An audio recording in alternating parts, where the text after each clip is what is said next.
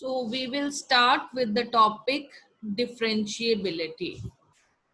So differentiability you have done in previous class also, but it was an introduction, right? How to differentiate a function or what is meant by differentiability, right? So we will repeat few things. Suppose f is a real function. F is a real function. That means domain and range will be real numbers. And C is a point in its domain. C is a point in its domain only. Then the derivative of f at C is defined by limit h is tending to 0 f of c plus h minus f of c upon h, right? This is the basic formula from where we calculate all the derivatives. It is also denoted by f dash c, f and dash c, right? This is the notation to describe derivative. Or we write if we with which variable we are differentiating. If we are differentiating with respect to x, then d upon dx f of x. It will be the variable with which we are differentiating. The another way of writing the derivative is d upon dx. D upon dx is the operator, differentiable operator upon the function f of x. So another way of writing is f dash x, which can be written as limit h is tending to 0 f of x plus h minus f of x upon h. So we have different ways of writing derivatives, f dash x or d upon dx f of x. Or if we are taking y is equals to f of x, then we can apply d upon dx upon y. It will be dy upon dx, dy upon dx, or we can write it as y dash, right? Y dash denotes derivative, dy upon dx upon dy upon dx denote derivative, d upon dx f of x denote derivative, and f dash x denote derivative. All the symbols are used to denote the derivative function. Now next, you might have studied the rules also. You have studied the algebra of derivatives, that what is sum, what is product rule. You have studied earlier in +1. Yes, yes, ma'am. Okay, then it will be fine. So if we are adding two derivatives, right, then their sum is u plus v derivative. U and v are two functions. Sum of the two functions and derivative of that will be equal to u derivative plus v derivative. Same way, if you are taking difference u minus v derivative, it will be u derivative minus v derivative. But it will not be same with the uv dash. It will not be equal to u dash into v dash, right? So if you are taking product and derivative of that, we apply a rule which is called Leibniz rule or product rule. It will be first function as it is into product of second, sorry, derivative of second plus derivative of first into second function. You can write this term also like this: u derivative into v plus u into v derivative. Because plus sign is there, writing the term first term ahead or second term ahead does not matter. Okay, so you can write any term, you can take derivative of any term first. U as it is, v derivative, u derivative, v as it is. Or you can take u derivative, v as it is, u as it is, v derivative. So this is very important, that this rule is more important, and product rule, right? Then we have quotient rule. When we are dividing two functions and taking derivative of that, u upon v dash, again it is square of the denominator, v square, right? And derivative of denominator, numerator, denominator as it is, denominator as it is, numerator. So v square u dash v as it is minus u v dash as it is. But in this you cannot write the two terms ki first jo bhi term pehle likh lo, no. Because negative sign is there, so it will make the difference that which term will come first. So you always u derivative will come first, like the numerator derivative will come first, right? If you will write this way, u as it is v derivative minus u derivative v upon v square, then it will be wrong. So writing the quotient, you have to take care u derivative v minus u into v derivative upon v square. So this is the formula for quotient rule. Then you had derived some basic derivatives, like if fx raised to power n is there, derivative will be n x raised to power n minus 1. Power आगे, right? Then x power में से एक कम हो जाएगा. So this is how to solve x raised to power n. Power n ahead, then x base function x as it is, subtract 1 from the power. This is the derivative of x raised to power n. Then you had done derived derivative of some basic trigonometric functions. Derivative of sin x is cos x, derivative of cos x is minus sin x, derivative of tangent x is secant square x. Now you have to keep in mind these derivatives as formulas, right? The derivative of sin x is cos x, derivative of cos x is minus sin x, and derivative of tangent x is secant square x. In the previous classes, you have already proved how these derivatives are coming with the help of differentiable function. Now, there is one theorem, then we will go for questions. If f is a function, if a function f is differentiable at a point c, then it is also continuous at that point. That means we can say, in other words, every differentiable function will be continuous, right? If f is differentiable at a point c, then it is also continuous at that point. Now we have to prove it. So we are given that f is differentiable, so we will be taking the example of differentiability. Since f is differentiable, therefore limit x is tending to c, f of x minus f of c upon x minus c is equals to f of c. This is by definition, say it is number 1. This is definition of differentiability. X should not be equal to c, right? This we always take, the denominator should not be equal to, but for x is not equal to c, this we have to mention, because if denominator will be 0, the function will be not defined. Now take this number 1 and we are going to take this factor only, fx minus f of c. Take fx minus f of c. Fx minus f of c can be written as fx minus f of c. We are multiplying and dividing with x minus c. If we are multiplying with x minus c, we are dividing with x minus c, it will not make any difference in fx minus fc. Why we are doing so? Because we have to apply this definition fx minus fc upon x minus c. So we have make the factor fx minus fc upon x minus c. Now the next step will be apply the limit. We have limit here. Apply limit x is tending to c.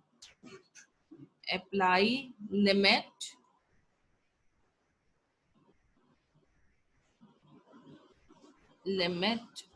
x is tending to c. So we are applying the limit on left side, limit x is tending to c, fx minus f of c. We are applying the limit on right hand side, limit x is tending to c, fx minus f of c upon x minus c into x minus c. Then apply the algebra, right? That this limit of u minus v is equals to limit of u minus limit of v. So apply the limit with f of x, limit x is tending to c f of x minus limit x is tending to c f of c is equals to, here also apply the limit on two different functions. First we are taking limit x is tending to c fx minus f of c upon x minus c into apply the limit on x minus c, limit x tending to c, x minus c. Now this function, this complete from number 1, this is f dash c. Limit x is tending to c fx minus fc upon x minus c is equals to f dash c. So we are writing it as f dash c. From where we are writing? From number 1. and this, when we will put x is equals to c, c minus c will be 0. So we can write, we will be having right hand side is equals to 0. So from the left hand side we will be having limit x tending to c, f of x will be limit x tending to c, f of c, which can be written as, since it is independent of x, it is f of c. So limit x tending to c, f of x is f of c. If this is so, we say that the function is continuous at x is equals to c. Hence f is continuous at x is equals to c. We are taking the definition of differentiability, and by taking this definition we are proving that the function is continuous. So first we are taking, since f is differentiable, limit x is tending to c, fx minus fc upon x minus c is equals to f dash c. Also we have to apply the condition that x should not be equal to c. Now we take fx minus fc. Take this value fx minus fc and multiply and divide it with x minus c. Then the next step, apply the limit x is tending to c on both sides. So limit x is tending to c, fx minus fc is equals to limit x is tending to c, fx minus fc upon x minus c into x minus c. Separate the limits on the functions. Limit x tending to c, f of x minus limit x tending to c, f of c. Separate these two limits, limit x tending to c, fx minus f of c upon x minus c into limit x is tending to c, x minus c. From number 1, this will be your f dash c, and when you will apply limit over here, c minus c will be 0. So the right hand side will become 0. To the left hand side you can write limit extending to c, f of x, and this minus limit extending to f of c you are taking to right. Now when you will apply the limit on f of c, it is independent of x, it will return you f of c. So you have proved that limit x is tending to c, f of x is f of c. Therefore you will say that f is continuous at x is equals to c. So every differentiable function is continuous. If the questions comes, you have to prove this way, right? Next, you will be having chain rule, right? This will be new to you. You haven't studied. You have studied earlier chain rule. I think not. It was not in +1 class. Hinza, chain rule was there. Yes, ma'am, we did. Yes, ma'am, Yes, we ma'am. have done it. Yes, ma'am. You have done chain rule also. Yes, ma'am. Okay, then it will be Actually, ma'am, we have done the derivatives of +2 as well. okay. In +1 only. No, ma'am, as I told you, we started +2 in +1, so that's why we had done derivatives. Okay. Fine. But I told you that the statement questions. So okay, I will do it from the beginning. So that the new students are there, na, they haven't done it. They'll be able to catch. Okay, fine. Let f be a real valued function which is composite of two functions u and v. This is the theorem about chain rule, that we will apply only chain rule if f is a real valued function and it is composite of two functions. First of all, we will prove that f is a composite of u and v. If it is composite only, then we will be able to apply chain rule, right? So otherwise we have alternate method also, but sometimes in the questions it comes that solve it by chain rule only, right? So what is chain rule? If f can be written as composition of v and u such that v is equals to u of x, right, and to u of x we are writing t, then df upon dx can be written as dv upon dt. The first function differentiated with respect to t, and the second function u differentiate it with respect to x, right? T is equals to u of x. So t we will dt upon dx will be du upon dx. So df upon dx can be written as dv upon dt into dt upon dx. dt upon dx, right? dt upon dx will be the derivative of second function u. So this will be the chain rule. First of all, write f as v of u, v of ux. Then differentiate first function v with respect to t, second function t with respect to x. This u will be t. You will be writing it t. So dv upon dt into dt upon dx, this dt dt actually cancel each other, right? And you are having dv upon dx, which is dv upon dx means df upon dx, because f is a function of x and v is also, you are writing a function of x. This will be chain rule, and we will learning it with the help of examples how we are applying it actually.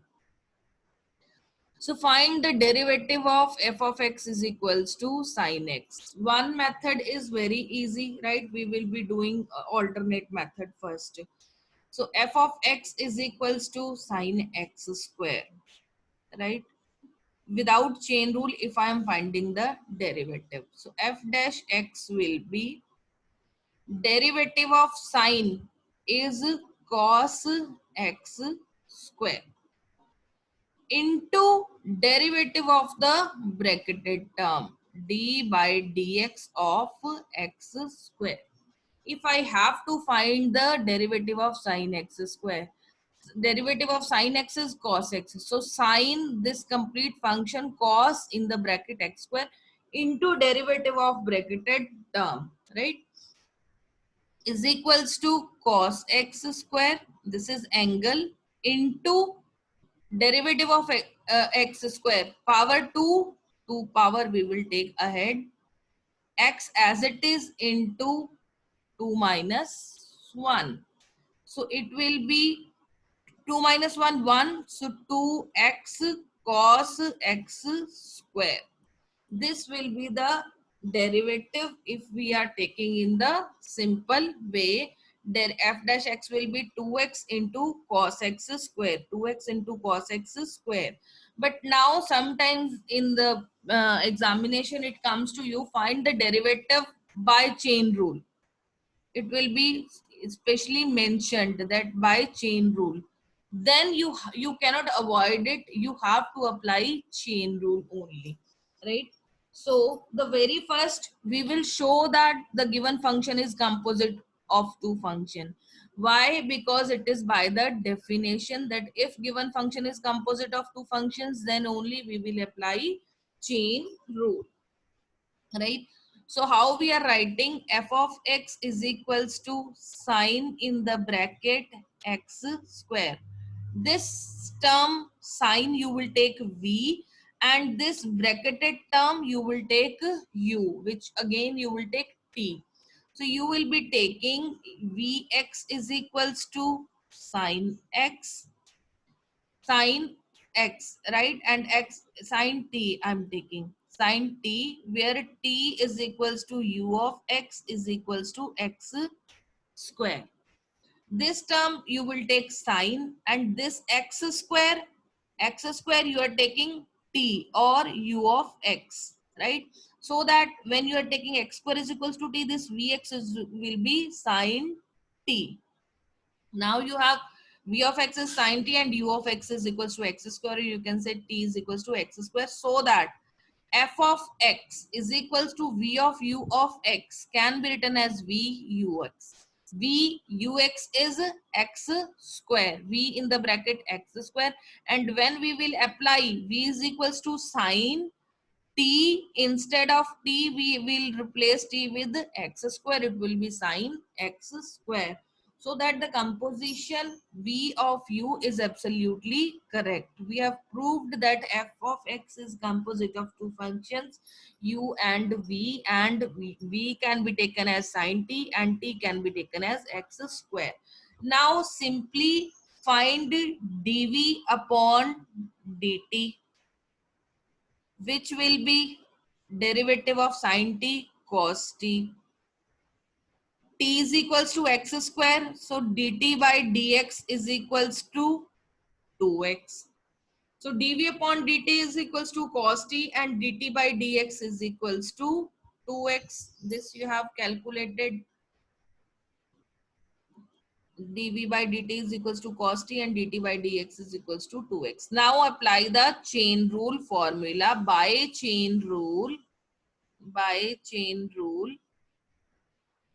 df upon dx can be written as dv upon dt into dt by dx, because dt into dt will be cancelled and ultimately it is dv by dx, and dv means f of x. So df by dx we can be written as dv by dt into dt by dx. dv by dt you put the value cos t, dt by dx you put the value 2x. So it will be 2x cos. In the end it is compulsory to put the value of t. T is equals to x square. So it will be 2x cos x square by chain rule. You have to take two terms. First main term you have to take v, the bracketed term you have to take u, which will be t. First of all, you will represent fx is a composition of v of ux, right? After representing it, you will directly apply chain rule. So dv by dt, dt by dx, df by dx, dv by dt into dt by dx. Put the value, both the values, and in the end, it is important to put the value of t. If you will not put the value of t, your 1 mark will be deducted, right? So cos t into 2x, 2x cos t, t the value x square. So 2x cos x square will be the answer, right? So now I am giving you one question for your practice. You solve and send me. Tangent of 2x plus 3. Okay. You solve this question and send me in the group. 2 secant square 2x plus 3. Yes, but by chain rule. You have to solve it, show the solution by chain rule, right? The answer is absolutely correct. Very good.